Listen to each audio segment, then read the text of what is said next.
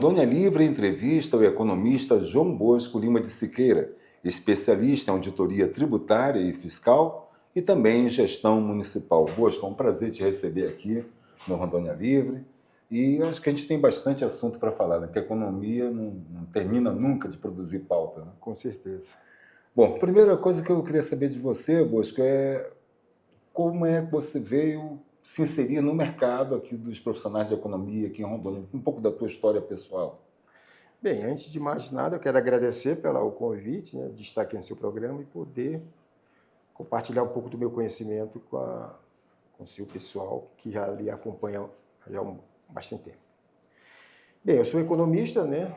E no mercado de Rondônia eu ingressei através de concurso público no Tribunal de Contas do Estado de Rondônia em 1994, né? Portanto, são mais ou menos 29 anos e algumas coisas. Né?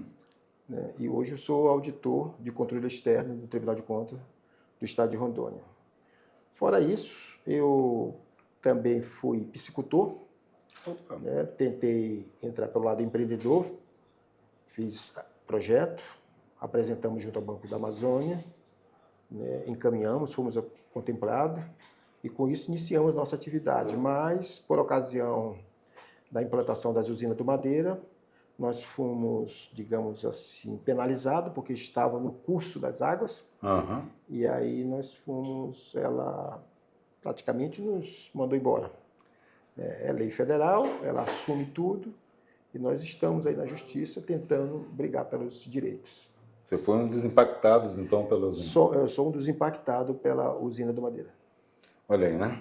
Bom, Bosco, a primeira pergunta que eu te faço é assim, como economista, né, e até por essa experiência que você tem atuando diretamente, né, na economia, como empreendedor, hoje a gente está vivendo um momento eleitoral, né? Em 2024, eleições municipais. E aí, por lei, os candidatos a prefeito têm que registrar um plano de governo, né? Além do plano de governo, tem os compromissos que ele assume no contato com o público, né? Quais são os pontos que você acha que são fundamentais que um candidato a prefeito deve observar nesse momento na hora de assumir compromissos orçamentários, né? Onde é que pega a coisa? Bem, primeiramente nós temos de colocar em evidência que plano de governo não é lei. Ele não está obrigado a cumprir nada. Na verdade, aquilo ali é um plano político. Ele está dizendo que vai fazer N coisas. Sim. Podendo ou não fazer. E uma vez estado lá, ele é o poder majoritário, é ele que é o chefe do Poder Executivo Municipal e vai fazer exatamente aquilo que assim entender. Então não é lei, então ele não está obrigado. E o que obriga o governo? É a lei orçamentária. É o instrumento que o governo se utiliza através para poder, junto com a sociedade, dizer vou fazer uma série de coisas. Pois é, e aí começa que ele já começa a administração dele, ele tem um ano trabalhando com o planejamento do antecessor, não é isso? É verdade. Quando esse novo prefeito assumir agora, ele vai assumir todo o orçamento de recursos que for alocado pelo prefeito Hildo Chaves. Até aí, tudo bem, faz parte da lei. Acontece que todo orçamento, existe 4 modelos, 3 a 4 modelos de orçamento. Existe o tradicional, existe o de resultado, que basicamente forma os dois. Existe o orçamento base zero, né? Existe o orçamento participativo. O que acontece? Desde 1967, que o governo americano já tinha descoberto que o modelo de orçamento é uma peça, digamos assim, futurista, ilusória. Ela não se realiza, né? O que ela gera é déficit, desequilíbrios, e a sociedade não tem acesso a nada. Então eles fizeram todo um modelo de desenvolvimento, construíram toda uma ideia e apresentaram ao governo brasileiro. Foi o que deu início ao Decreto-Lei 200/1967. E ele ficou parado algum tempo. O governo não tinha se apropriado de como fazer daquilo. Lá em 1988 veio a emenda 19/1988. Nesse exato momento, o governo percebeu melhor a importância do que seria o orçamento de resultado. O que fazer, como fazer e quando fazer. Porque o orçamento tradicional, ele simplesmente está preocupado em alocar recursos. Mas ele não está preocupado com o resultado.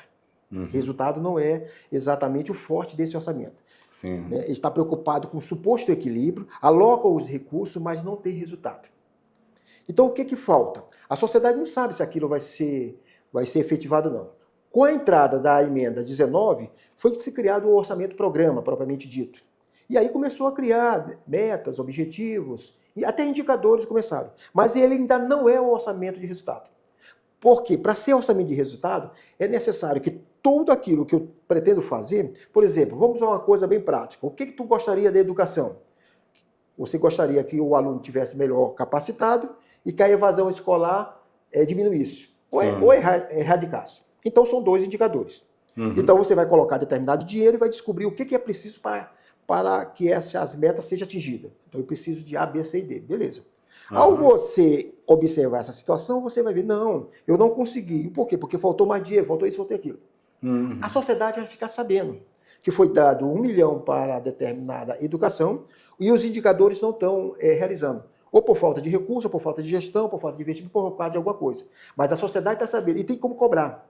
E que caso o governo não chegue àquele ponto, a sociedade iria cobrar. Então veio a história do orçamento participativo que começou no Rio Grande do Sul. E é modelo para o mundo. O que acontece? A sociedade precisa participar do orçamento. Não é simplesmente bater palma no final, como vem acontecendo tanto a nível de Estado como a nível de prefeito. Agora mesmo a prefeitura vai se reunir no dia 14 para discutir sobre a questão do orçamento. Na verdade, a população que vai para lá vai para bater palma. A população adequada seria aquela que participa tanto do planejamento, da execução e dos resultados.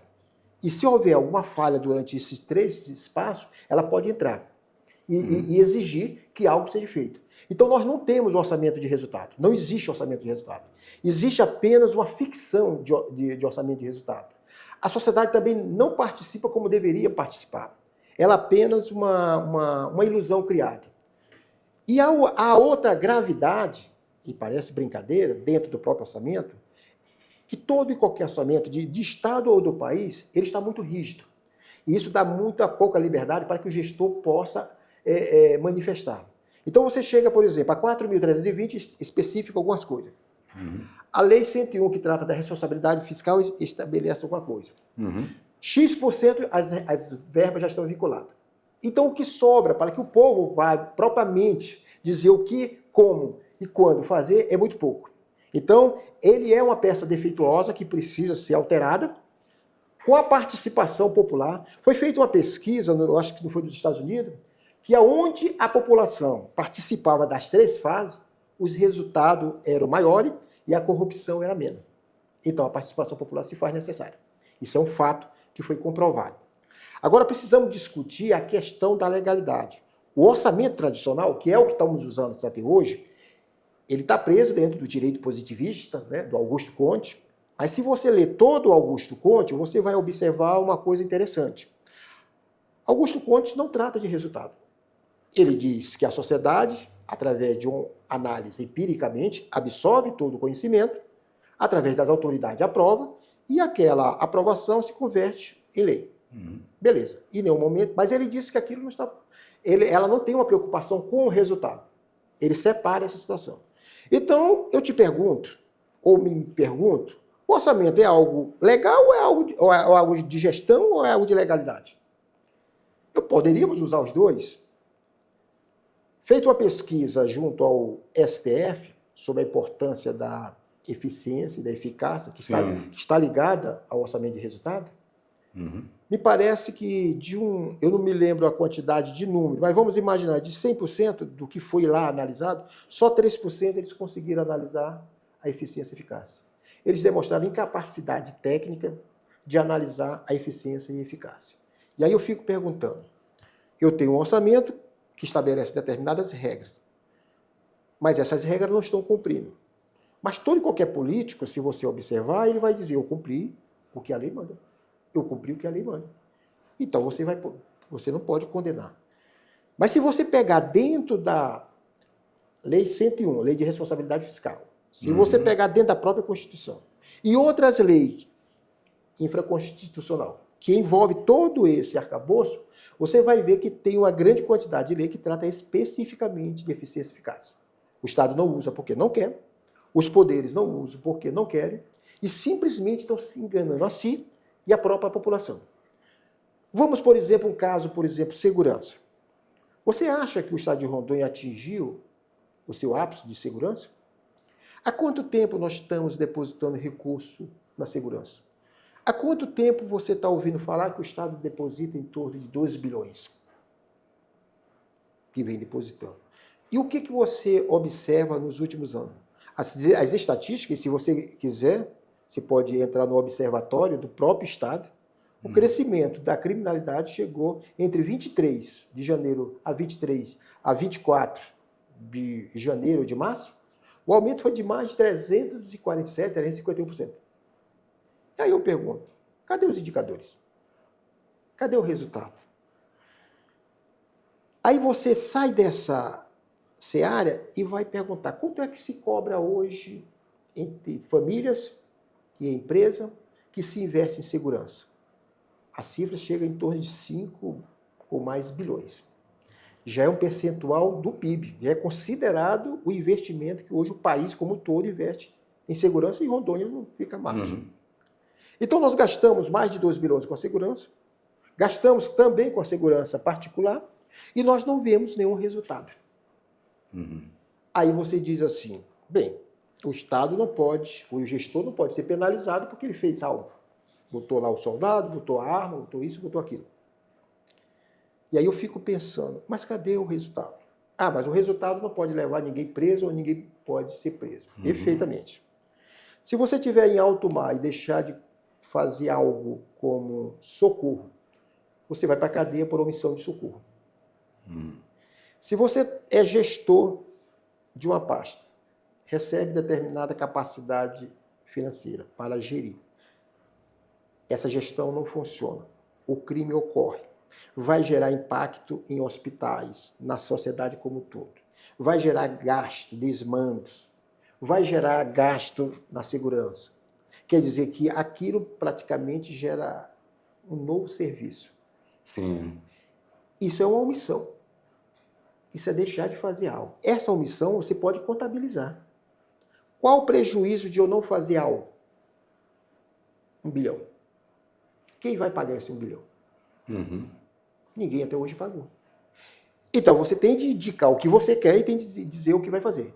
Então, será que o fórum adequado não seria mais o fórum judicial, mas seria um conselho de segurança que viesse ver a gestão?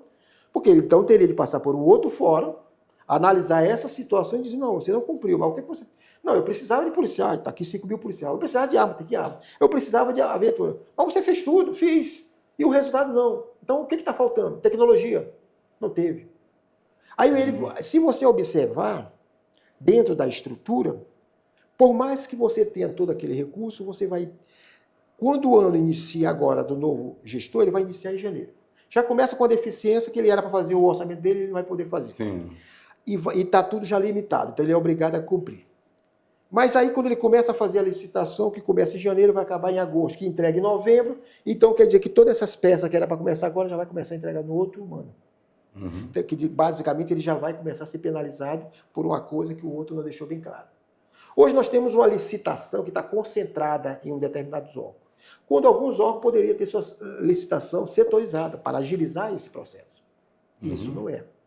Aí, vamos imaginar que você consegue resolver essa questão da licitação e consegue através de um sistema, licitar e entregar esse material o mais rápido possível. Sim. Beleza.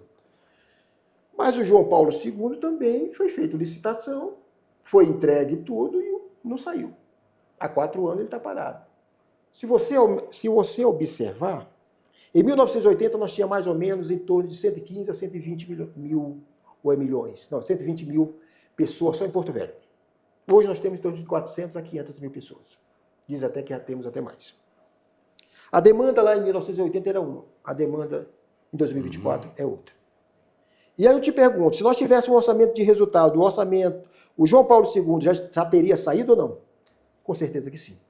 Porque quando você fala em orçamento de resultado, você fala de orçamento participativo. Você fala de pessoas que estão aqui brigando por aquilo coisa. Você fala de um observatório social.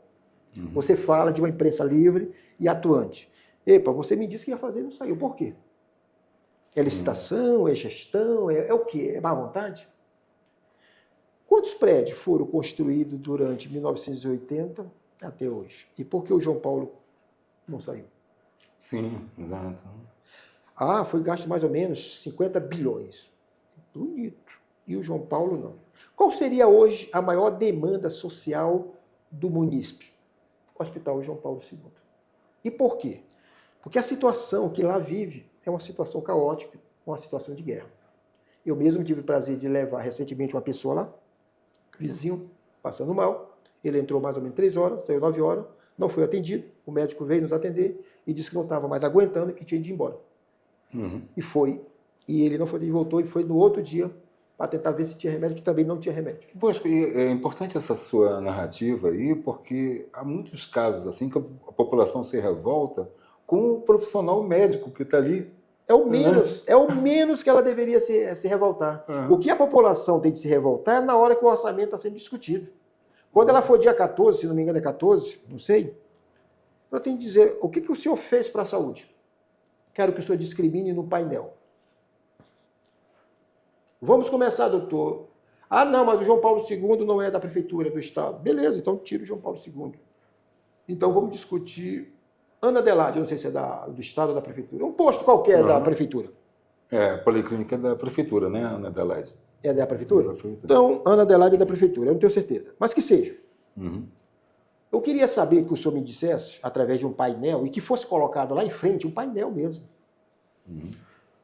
Quantas pessoas, em média, que pode ultrapassar, o Ana Adelaide atende por mês? 5 mil pessoas? 5 mil. Qual é o recurso que é depositado por mês para pagar tudo isso? Tantos mil. O que tipo de mão de obra temos? Temos X médicos, X enfermeiros, X pessoas que varrem, limpam e deixam tudo aquilo dentro do conforto. Ambulância, e o que mais? Como é que é feito essa relação sociedade-coisa? Tem pessoa disponível para registrar as pessoas? Como é feito as pessoas que chegam praticamente doentes, que não tem tempo nem para conversar? Vão ficar lá na porta esperando? Ou já são a entrada pela questão de coisa? Quanto é o tempo que uma pessoa leva normal? Uma pessoa que só vai lá para ter atendido médico e outra que está exatamente com dor e sofrimento. Precisamos averiguar isso. Quais são os indicadores que vocês estão querendo atingir? Ah, eu quero atingir os registros. Opa, foi registrado 10 mil pessoas.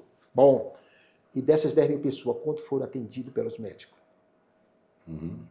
Dessas que foram atendidos pelo médico, quantos saíram satisfeitas dessa situação? Sim. Aí isso já é uma análise mais qualitativa. Temos de pesquisar, olha, deixa o seu endereço aqui, que a equipe do Observatório Social vai lá. A senhora foi atendida? Qual hora que a senhora tem atendimento? Qual é a média nacional e internacional de atendimento? Tanto. Por que o paciente fica 4 horas, 5 horas? É falta de médico? Então, isso tudo que eu estou te falando se chama indicadores. Agora, para fechar esse assunto, tinha de ter a participação popular. Escolher uma pessoa, seja da OAB, seja representante municipal, seja dos conselhos, mas ainda assim tem de ter um representante mesmo do povo, aquele cara que não está preso a nada, aquele cara que está disposto a brigar, a gritar, a dizer aquilo que muitas vezes uma pessoa educadinha não teria coragem de dizer. Bem, então estou aqui. Doutor, tem 4.995 vagas, está faltando uma vaga. Ah, eu já vou embora. Não. Enquanto não passar o mês, o senhor vai ter que esperar aqui. Chega o cara. Tu só vai encontrar 2 situações de errado, se tiver todo esse tipo de controle. Uma, ou o recurso veio, ou não veio. Se não veio, o problema está aqui na secretaria que não mandou o recurso. Ou se a secretaria mandou e aqui desviou, então o problema está aqui. Ou a secretaria mandou, tem recurso, tem tudo, mas eu não quero atender. Eu quero jogar meu baralho aqui jogar o baralho. Tudo bem, o direito. Aí o cidadão que era para levar meia hora para ser atendido, levou 5 horas. Então, quer dizer, o indicador de hora de atendimento caiu, o remédio não tinha, e o cidadão está lá. Então, 3 indicadores caem. Nesse exato momento, a patrimônio já era para entrar em ação. Não era mais para os órgãos de fiscalização. Nesse exato momento, ele não precisa mais de órgão de fiscalização. Ali já é polícia. Aí já é polícia. Os órgãos de fiscalização já estabeleceram regra, forma, já disseram tudo que é coisa. Já foram. Tudo bem, depois vai lá para confirmar o que foi, tudo bem. Mas administrativamente, já é um assunto penal. Penal. Mas essa situação já é um caso de polícia. Uhum. Eu estou vendo aqui no painel, aí era para atender 5 mil pessoas, chegou 31, acabou o mês, 30 de maio, acabou o mês, e só atenderam 2 mil pessoas, então parei. Não, eu quero saber cadê o recurso aqui.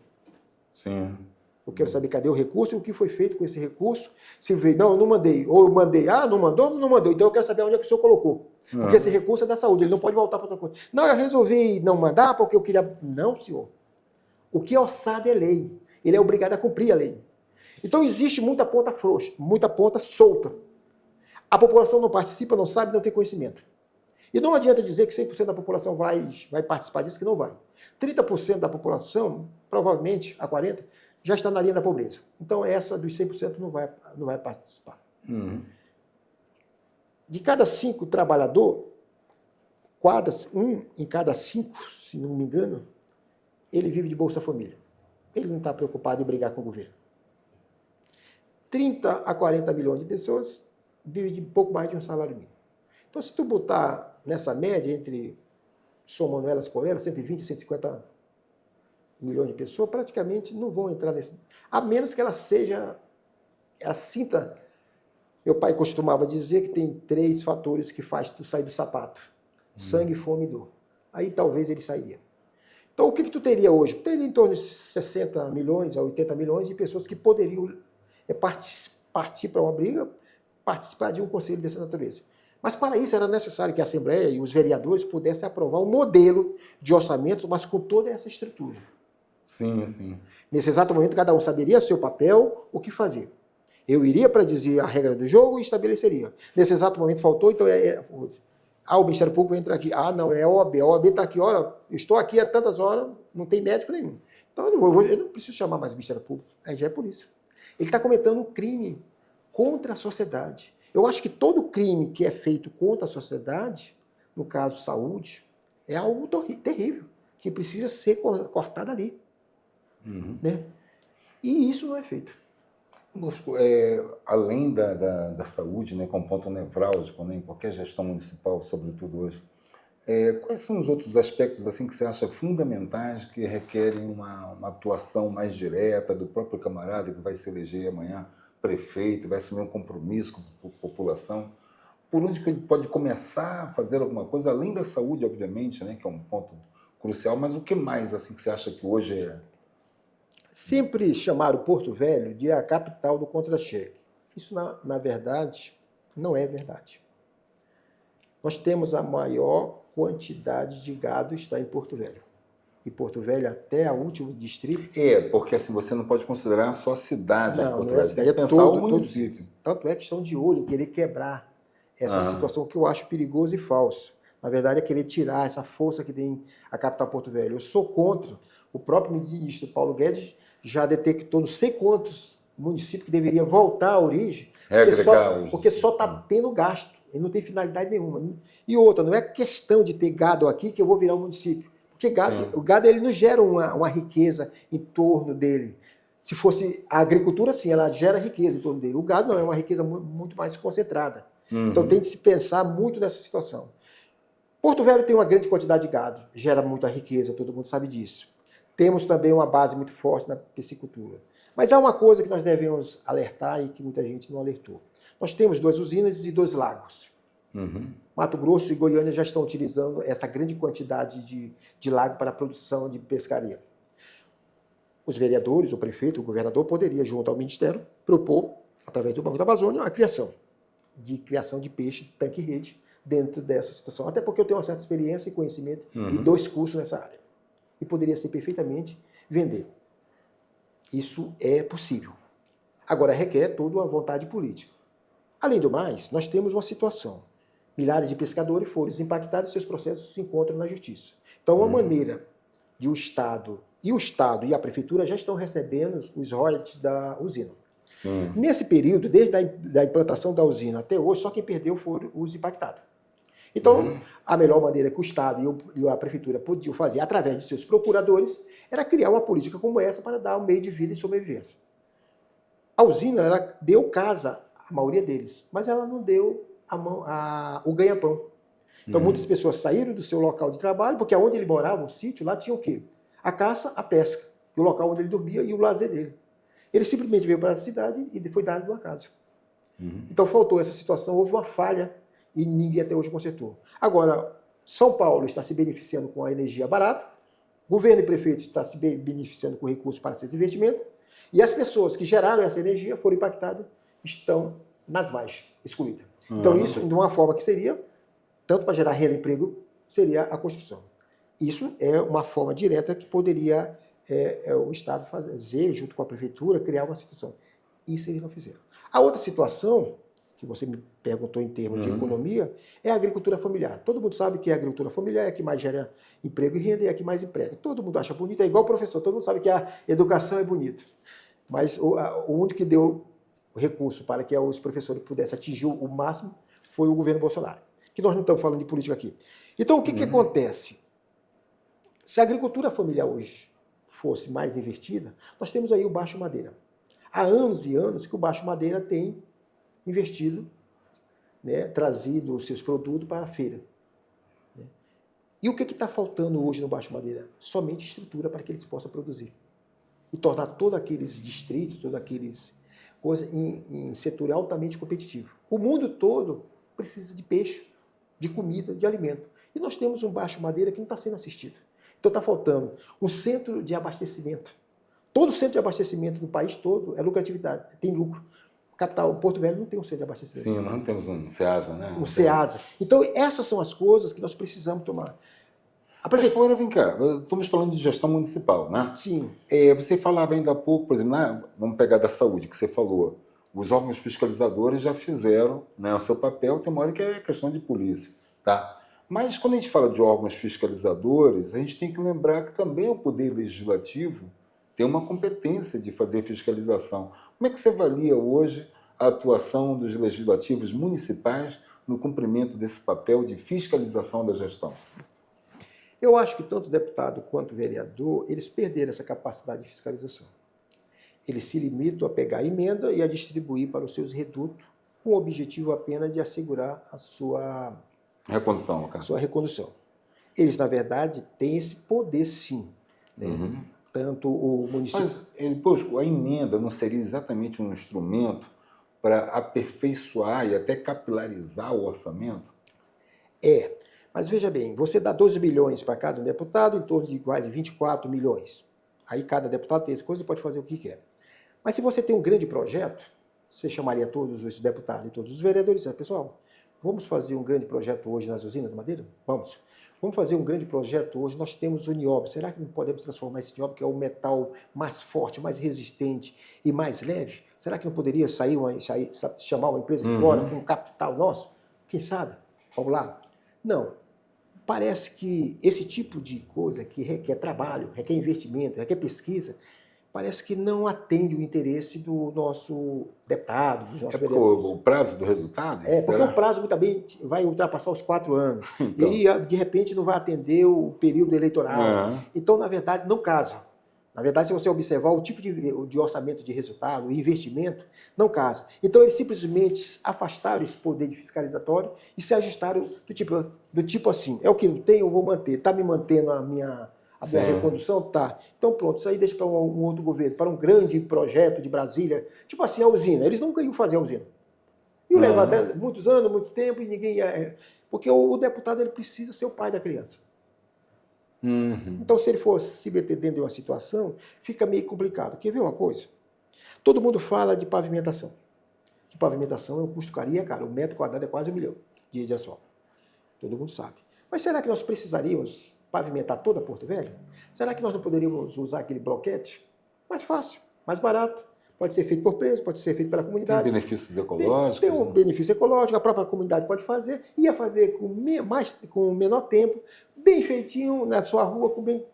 Eu lembro que Rio Branco, no Acre... Rio Branco é totalmente... Era de tijolinho, não é nem bloquete, era tijolinho. Eu tenho um tio no Acre, já falecido, que era tijolo, eu achava aquilo incrível, aquelas coisas do tijolinho. E fica algo bonito, romântico, lembra o Império e tal, aquela coisa toda. E, de repente, muitas das ruas não tá, como é o caso das enchentes, né? Até hoje eu questiono o porquê que Porto Velho gera enchente. É falta de projeto? Não. É falta de dinheiro? Não. É falta de engenheiro? Não. Tanto é que nós temos um grupo de engenheiro. Então, por que vão lá, mexe e no outro ano está a coisa? Será que o engenheiro não tem capacidade de analisar o volume de água que dá nesse ano com o volume de água que dá do outro? Será que cada ano aumenta esse volume? E se aumentar, ele não pode fazer uma estimativa não estática, mas dinâmica, para poder ajustar? Sim. Se o volume de água só cabe dentro de uma manilha de 2 metros, ele não poderia fazer, então, uma galeria de 10 metros? Eu estou falando, eu não sou de engenheiro, eu só estou usando a matemática, né? Eu não tenho nenhuma especialidade, nada de engenharia. Mas eu acho que se eu sentasse exatamente lá na rua onde esse ano foi provocada a enchente, eu pegaria uma métrica e dizia, qual é a parte mais baixa daqui? Eu iria pegar a métrica e ia dizer, então o volume de água é. Qual é o volume de água? Eu iria ver a quantidade de água que está escorrendo naquela situação. Então, baseada por um cálculo matemático, eu chamaria o engenheiro, olha, eu fiz isso, isso e isso. Mostra, o que o senhor faz? Ele ia dizer, não, precisa de uma manilha assim, assado cozida. Pronto, estaria resolvido. E por que isso não resolve? Por que todo ano se gasta dinheiro? Será que esse gasto de dinheiro que é feito não poderia ser questionado? Sim. Será que o município é pago para ser ineficiente, ineficaz?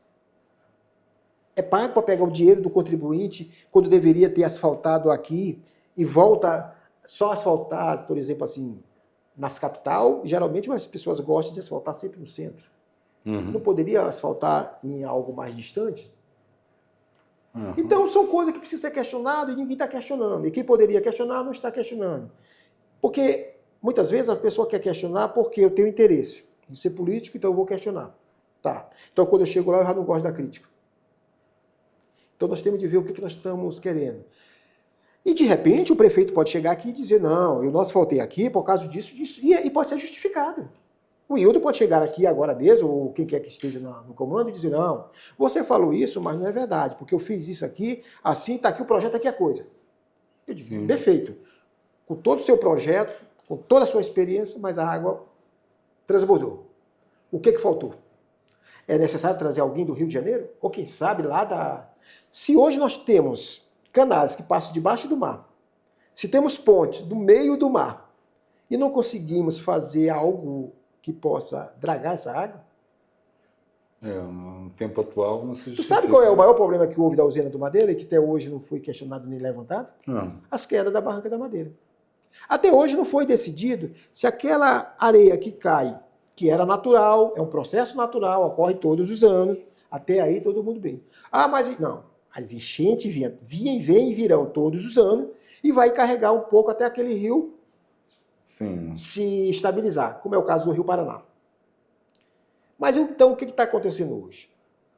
Por que de vez em quando houve alguns incidentes nas quedas das barrancas do Madeira? Porque aquela água que sai das casas de máquina, aquela água que não é utilizada, ela sai como um motor de alta rotatividade. E ela atua por baixo da barranca. Sim, que é o sistema de fusos, né? Fusos. E aí, então, de repente, aquela areia... mas o processo é natural. O processo era natural. Depois que a usina foi implantada, o processo deixou de ser natural. E outra coisa, quando essa barranca cai aqui, né, ela vai impactar lá embaixo. Por quê? Lá embaixo está precisando eu não me lembro qual é o nome da areiazinha que fala, dos granitos que é obrigada aí para poder formar as bases. Né? E por isso que ela cria aquele buraco. Isso tudo não foi questionado. Então eu penso que hoje nós estamos inaugurando uma estrada de ferro Madeira-Mamoré, muito bonita, pelo que estou vendo na imagem, mas alguém tem de acordar para uma coisa chamada muro de arrimo, que é um termo técnico usado pela engenharia, para se colocar entre o rio e a coisa, para receber aquele impacto da água e ela poder descer. Que a água vai transbordar quando ela encher? Vai. E aí tudo bem. 2014 pode ocorrer de novo? Pode, e aí, tudo bem. A natureza quis fazer aquilo. O que não pode é o homem provocar aquela situação. Ou agravar. Ou agravar. Mas o que a natureza faz, ela vai continuar fazendo. Agora, se nós podemos evitar, quantos grãos de areia a cada dia está sendo levada para o Rio Madeira por causa desse processo? Alguém já calculou onde era exatamente a barranca e aonde ela está hoje? Porque aonde os caminhões caíram, aquela barranca caiu. aqueles milhões de casas que estavam. Fizeram aquele enrocamento, né, ali. Então. Entende? Então, alguém já despertou para essa situação? Existe algum plano na usina de mitigar uma possível situação? Ou quando acabar, aí que vão descobrir, vão durante uma semana vão chorar, vão criticar, daqui um mês vão esquecer, daqui mais 2 meses a usina vai dizer, não, está aqui, é só isso e pronto. Será, como diz o Arte da Guerra, se eu sei que o futuro vai chegar, eu não posso antecipar o fato? Sim, tomar as providências devidas. Né? Então, eu não estou questionando prefeito, político, vereador. O que nós estamos aqui discutindo são ideias. O que fazer, como fazer e quando fazer. Bosco, e hoje o processo eleitoral está contaminado por uma onda, né? Pelo que a gente vê até, não é só no Brasil, é mundial, de acirramento de pensamentos extremos. Né? De um lado a gente tem uma extrema-direita, do outro lado a extrema-esquerda, e cada vez menos diálogo entre esquerda e direita. Né? Pela esquerda, a gente tem uma economia totalmente planificada, isso é a base do pensamento de esquerda, uma economia totalmente planificada. Pela direita, uma economia totalmente liberal. Né? Você acha que o ponto de acerto, né, ele está equidistante desses dois extremos, está mais para a direita, está mais para a esquerda? Como é que você analisa isso daí? Porque a gente está num momento agora de diálogo, né? Diálogo político, população, os candidatos, vão vir aí os partidos, e a gente vê que esse acirramento de posicionamentos extremos, ele talvez prejudique, né, o diálogo com a população, se torne menos produtivo. Né? Então, como é que você, como economista, você pensa mais pela economia totalmente planificada ou a economia também totalmente liberal, sem participação do Estado em nada? É uma coisa interessante a pergunta. Se a gente for se afastar por 1 minuto da economia e buscar nos grandes mestres religiosos, eles sempre procuram o caminho do meio. Sim, do equilíbrio. Da maçonaria a Buda, sempre o caminho do meio. Sobretudo o taoísmo, né? O taoísmo, e nunca exatamente o extremo. Né? Que isso é. Se nós for buscarmos pela sociedade, uma pessoa totalmente leiga, desconhecida, ela diria o seguinte: o que eu quero é que as coisas sejam atendidas. Ele nem sabe o que é. Ele diz: não, eu quero ir na escola e ter a minha vaga. Eu quero ir no hospital e ter um médico para me atender. Eu quero um policial que de vez em quando passa aqui na minha porta e que possa dar cobertura e proteção. Então todos eles estão falando a mesma coisa. O caminho do meio.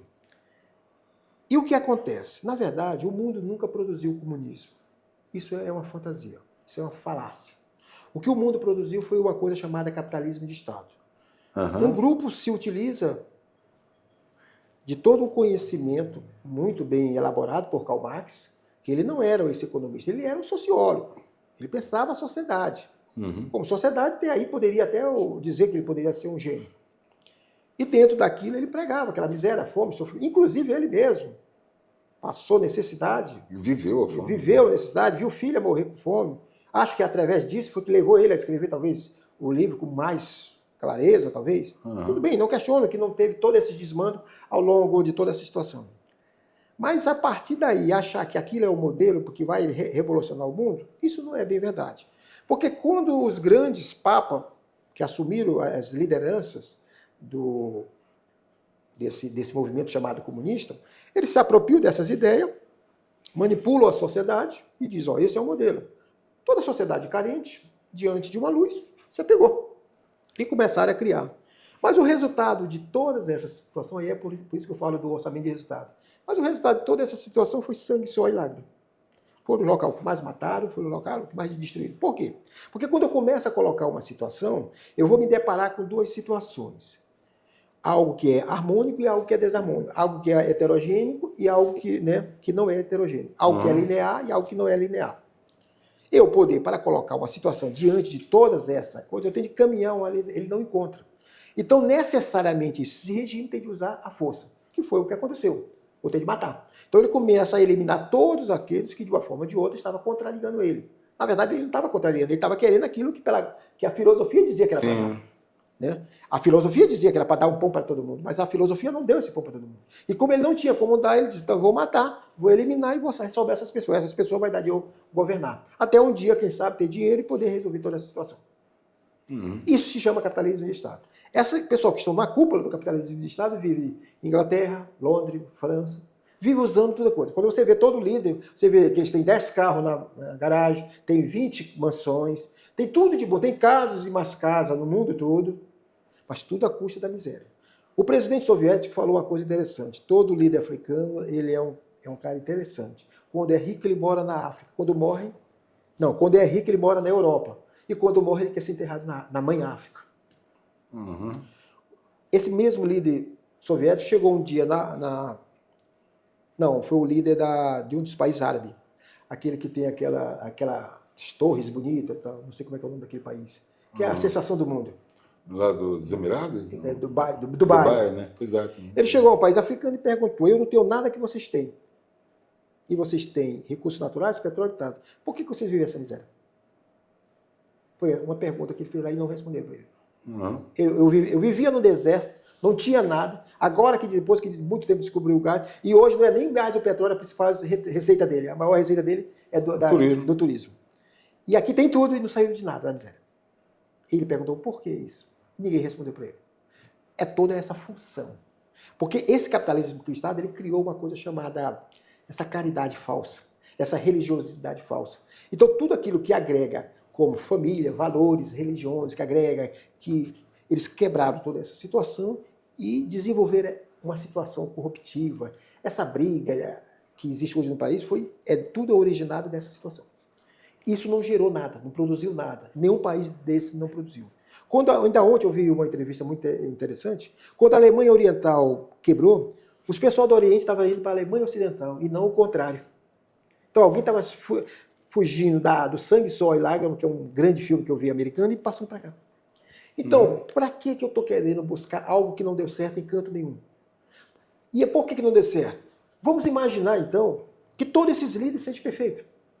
Vamos imaginar que todos eles sejam bondosos. Que eles, de fato, queriam fazer o que assim entenderam. Mas o errado não está na caridade. É a máquina que não funciona. Uhum. Quando você vai para o lado psicológico, você encontra, por exemplo, na classe de professor, jornalista, médico, às vezes você questiona porque um ou outro ganha bem, mas se você observar a qualidade de horas trabalhadas, de esforço, de coisa que ele faz, é totalmente diferente de outro. A própria natureza está dizendo que ele tem de ganhar melhor do que isso aqui. Mas também ele não está dizendo que você tem que passar fome. Não. Sim. Ele está dizendo que você tem de ganhar bem. Agora, esse pode ter também sua casa humilde, mas pode ter. Não precisa ser uma mansão. Uhum. É essa a grande. Quando Minas criou a ideia, lá por ocasião da independência, de liberdade, igualdade e justiça social, eles esqueceram, eles confundiram a ideia de equidade com igualdade. Uhum. O mundo, os índios, os animais não têm igualdade, têm equidade. É essa palavra que nós temos de buscar na Constituição e tirar essa palavra de igualdade. Isso não quer dizer que o Brasil está criando alguma situação. Não, é ao contrário, nós estamos querendo buscar a verdadeira função, a verdadeira realidade. E isso aqui não foi feito. Quando a gente chega na economia, propriamente agora dito, então nós vamos produzir o bem e serviço, vamos botar a mão de obra para produzir. Um coordenador, um empresário, um empreendedor, ele é um cara que vai ao banco pedir dinheiro, ele é um cara que empreende, ele é um cara que tem uma ideia, ele é um cara que sacrifica. Você pode ver que todo empreendedor ele saiu da miséria. A maioria, 90%, saíram da miséria. Sim. O que não saiu da miséria é porque o cara é filho do Banco Itaú, é filho do Bradesco, é filho do... Mas ele, se tu perguntar a origem do cara que chegou lá, ele era totalmente miserável, ou desprovido de coisa. Tudo foi um trabalho que chegou lá. Então, acabar primeiro com aquela ideia que o empreendedor é mau. O empreendedor não é mau. O empreendedor é uma pessoa inteligente, competente e ousado. Porque todo mundo só fala do empreendedor rico. E do empreendedor que deu errado? Não, isso aqui não presta, não quer saber não. E o que vocês vão fazer? Nada. Isso é para morrer mesmo. Então quer dizer que então existe uma coisa errada. Ninguém fala do empreendedor que deu errado. Quando você faz um plano econômico visando um bem-estar, geralmente alguns planos econômicos, como Collor, Bressa, deu mal, alguns quebrou. Muita gente até se suicidou. Eu nunca vi ninguém falar sobre os que deram errado. A ideia é sempre castigar o que deu certo. Eu falava para você que a fábrica Ford, ela quebrou. E o que ela deixou foi um patrimônio. Esse patrimônio poderia ser dado para os trabalhadores, mas eles não vão aceitar. Eles não queriam aquele patrimônio. Mas por que não? Ele pegaria aquele patrimônio e poderia vender. Mas por que ele vai vender uma coisa que ninguém quer? A escola austríaca definiu bem claro que nós temos a questão econômica da produção, propriamente dito, objetivo e subjetivo. O objetivo é o trabalhador que vai para lá, é importante na formação, na produção, na geração de emprego e renda, não se questiona. Mas não é só isso, é um percentual. Existe um outro percentual que o trabalhador não pode cumprir. Que aí entra o lado, o tino, a canalização de pensamento, de ideia, a coragem de entrar, de empreender, de tomar decisão. Sim. Essas tomadas de decisão, vamos aumentar a produção, vamos diminuir a produção, será que hoje vai vir uma crise? Veja, por exemplo, o Rondônia hoje exporta, nosso principal comprador é a China. A China está comprando metade da África e está investindo pesadamente. O que ela está sinalizando? Que um dia eu não quero comprar de Rondônia. Rondônia já começou a planejar o que vai fazer? Sim. O mundo todo tem uma demanda de pescado altíssimo. Rondônia sabe disso. Por que nunca investiu exatamente em coisa? Está sinalizado com o capital internacional, com o que está acontecendo no mundo, e o que nós estamos fazendo? Os deputados têm consciência do que está acontecendo do ponto de vista de investimento mundial, para onde é que está tendo a tendência, o que Rondônia pode se colocar? Bosco, Então, esse pensamento hoje é mundial, você colocou essa situação da China e tal, né? Que a China ela tem os dois modelos, né? Um interno e outro para o mundo, né? Isso. E quando a gente vem aqui para o nosso microcosmo, aqui para Rondônia, a Rondônia ela tem suas peculiaridades, por exemplo, ela não tem um campesinato, ela tem pequenos proprietários rurais, né? A gente observa também que ela não tem ainda uma indústria que tenha formado uma massa de proletariado, né? Então, pelo menos quando a gente analisa assim, do ponto de vista histórico, o lineamento histórico, você acha que isso explica por que o Rondônia não adere tanto aos pensamentos assim mais voltados para essa economia planificada rigidamente, esse pensamento de esquerda? Por que em Rondônia há uma resistência? É por essa situação mesmo da população? A escola austríaca disse o seguinte, que quando tanto Lenin, Marx e outros líderes mundiais ligados à área da esquerda, da planificação, eles não levaram em consideração que a classe média, que a classe trabalhadora, propriamente dita, é conservadora, religiosa, moralista e não gosta de fazer coisa errada. Quando eles foram de encontro, eles pegaram uma classe totalmente coisa. O que eles fizeram? Eles tentaram, então, sair daquela classe e partir para uma classe média que ele poderia, mais ou menos, manipular. Porto Velho, hoje, se você entender, a base da nossa economia é de pequenas e microempresas. Sim. Então, essa massa poderia estar hoje numa indústria de avião, de carro, de tecnologia. Não, eles resolveram criar seu próprio produto. Então, eles nunca vão aderir a esse movimento, da qual eles já são empresariado. Eles são empresários, eles conhecem a realidade, eles fazem empréstimo, eles têm sua planilha orçamentária, eles sabem que vai investir, eles investem no marketing junto à rede social. Eles conhecem todo o aparato. Aqueles trabalhadores que entraram nessa linha, eles não tinham ideia de nada do que era o empresário. Hoje, Porto Velho, metade de boa parte da nossa economia, pelo menos a de Porto Velho, ela é totalmente micro e pequeno empresário. Se você conversar com ele sobre essas ideias, ele não quer nem saber disso. Ele sabe que não tem fundamento. Ele sabe exatamente o que o grande empresário passa. Porque é exatamente as mesmas condições que ele passa. Sim, sim. Hoje está se discutindo a desoneração da folha. Um erro até clássico que o Lula vai cometer, que vai haver um desemprego muito grande. Ele está pensando naquilo que ele pode receber. Mas ele ainda não viu que quando essa pessoa for mandada embora, a produção vai cair e a receita também. Mas mesmo assim ele está insistindo numa ideia totalmente suicida, que vai levar esse país à bancarrota, se ele não tomar cuidado do que ele está fazendo. Então, hoje, graças a Deus, o Rondônia e mais 5 estados pode se dar o luxo, por causa do agronegócio, de estar crescendo sucessivamente. O agronegócio respondeu, é empreendimento. Aqui até outro dia, o que era o agronegócio? Um criador de 100 vacas, de 200 vacas, e hoje virou um grande negócio. Rondônia está no agronegócio. E Rondônia hoje desponta como uma das 5 estados que, diante da Covid e outras coisas, a nossa economia não caiu. Hoje nós estamos em torno de quase 50 bilhões. É considerado pouco, era para estar mais. Mas a questão está faltando investimento. Está faltando uma política de investimento muito séria dentro do estado de Rondônia para evitar uma possível quebra no futuro. Nós não podemos se contentar com o que nós temos sem analisar o que está acontecendo no mercado internacional e como é que nós vamos se colocar dentro dessa situação. Nós precisamos de estudo dessa situação. Como é que está? Isso quem tem de responder é o secretário de Desenvolvimento Econômico e Social e dizer o que nós estamos produzindo? Para onde é que estamos produzindo? Como é que estão esses países? O que pode ocorrer daqui a pouco? Outro dia eu vi parece entrevista, alguém do governo, parece que estava reunido, acho que era com o Sindicato de Saúde, e demonstrou visivelmente, lá foi a palavra deles, a situação das receitas, como é que entra, como é que vai, se vai poder dar ou não aumento. E aí eu pergunto, o que vamos fazer para... Porque contar desgraça todo mundo conta. Eu quero contar o que fazer para resolver a situação. Sim. Será que o Estado não tem nenhuma solução? Essa que é a grande tacada. Qual é a receita do Estado? Qual é o histórico dela? Você pega a receita dos últimos 10 anos, você sabe qual foi o crescimento dela.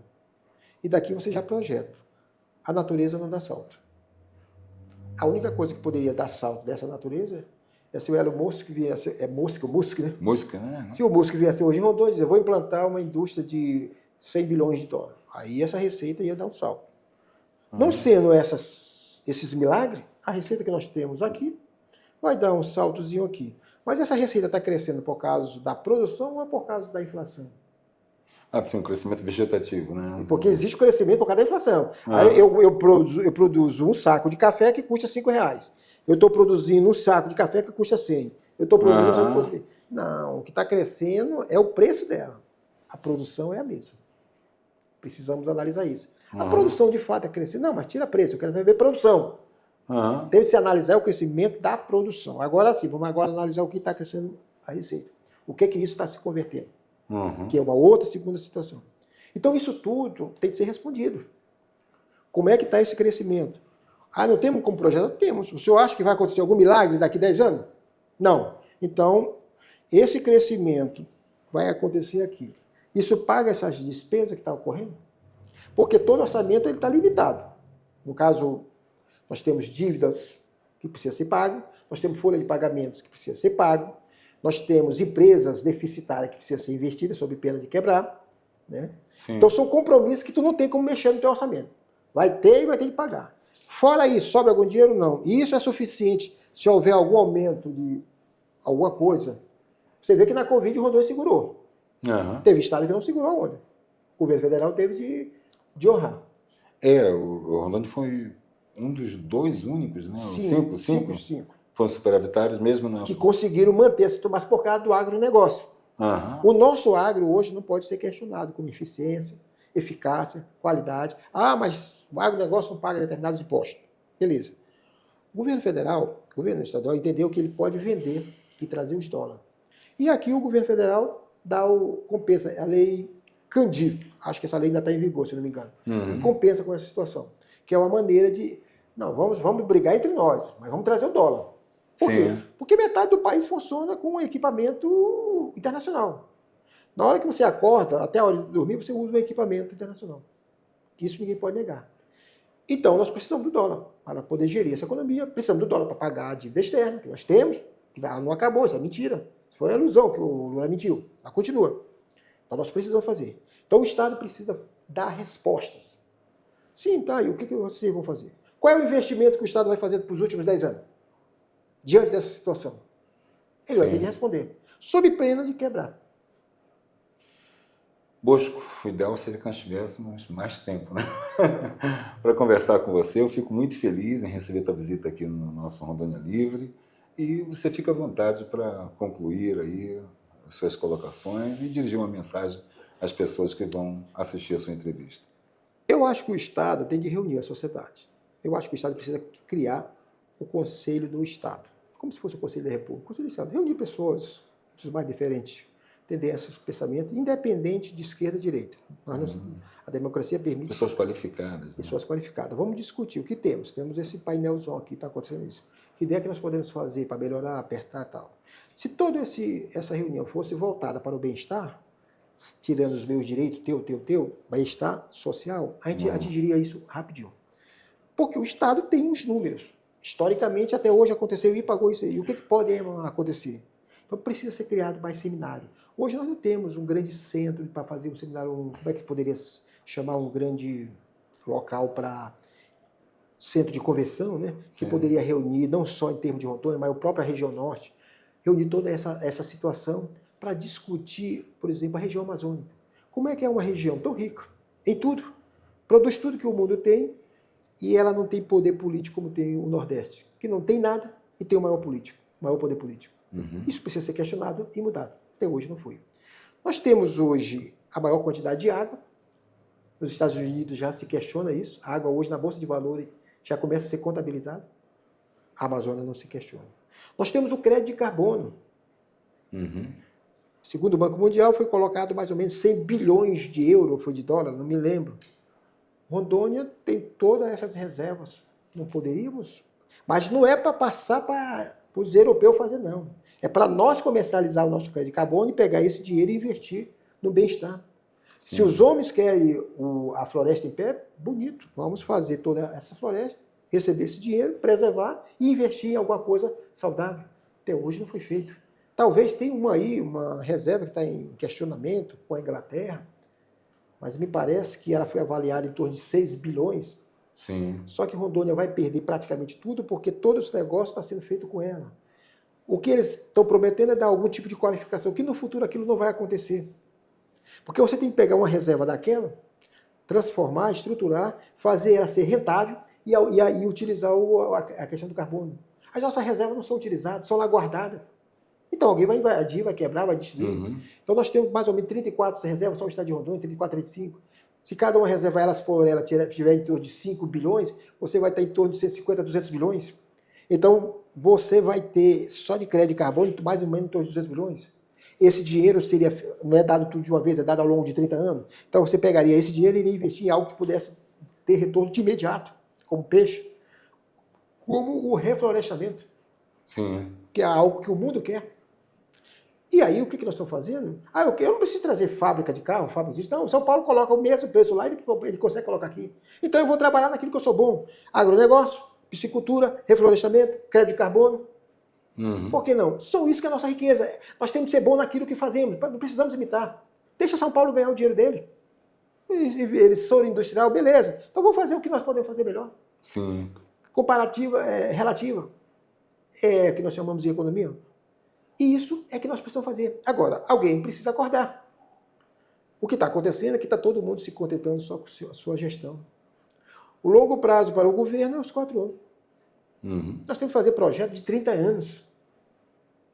E esses projetos não podem ser feitos do tipo cada governo, não. Um projeto, um conselho, define regra, aprova pela sociedade. Olha, o senhor vai... Nos Estados Unidos, os projetos lá é feito de longo prazo e o presidente não muda, não.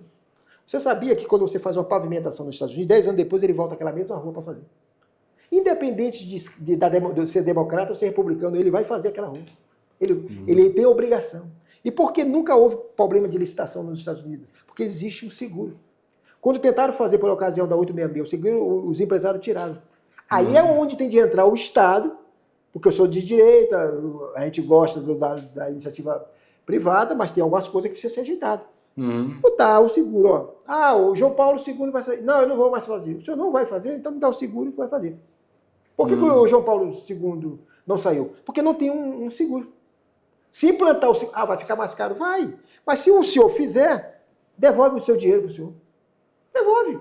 Pode ser então, criar uma tabela de seguro para devolver. Ao final de, vamos imaginar que leve 5 anos, o senhor vai ter, além do dinheiro da coisa, você vai ter o dinheiro. Não, ele não vai fazer. Parece que percebeu que ele não tem uma capacidade de investir. Então já houve uma falha. Não sei quem falhou. E não tem seguro. Então não vai ser feito. E o povo vai pagar por isso? Qual o custo daquelas pessoas que estão lá na situação? Não tem nenhum direito? Então o que eu não vim criticar. Não quero criticar. Economista não dá. Economista busca a solução. Acho que tem que criar um centro de convenção, discutir a região amazônica, discutir o estado de Rondônia, apresentar projetos e que o nosso orçamento seja materializado como um orçamento de resultado com a participação popular, participação da sociedade em todas as fases. Aí eu diria que Rondônia daria o salto. Olha, Bosco, só tenho a agradecer, estar te ouvindo aqui, e acho que foi uma aula, né? Você passou muito conhecimento para quem teve a oportunidade, ou está tendo a oportunidade de assistir a entrevista. E fica o convite aberto por outras ocasiões. Eu espero ter você novamente com a gente. Muito obrigado.